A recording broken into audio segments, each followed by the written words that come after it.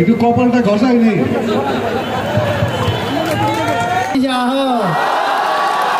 পল্টনের দিকে আসো, ঠিক আছে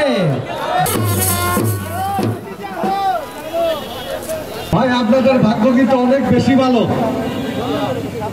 এত বছর ধরে ওয়ার্ল্ডে আছে, একটা লটারি বাজে না। আপনার এলাকার মানুষের লোক পাইতে গেল 10 লাখ। এই যে ভদ্রলোক পাইছে, কই আসেন, একটু কপালটা ঘষাই নেই।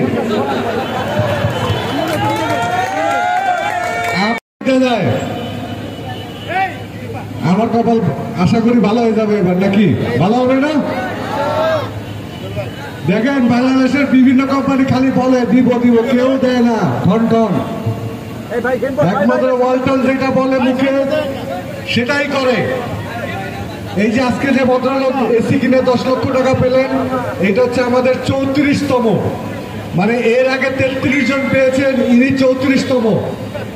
ঈদ পর্যন্ত আরো কত মানুষ পাবে আল্লাহ মাহবুব জানেন। আমাদের একটাই টার্গেট। দেখেন আমরা কেন এইসব অফারগুলো দিই জানেন?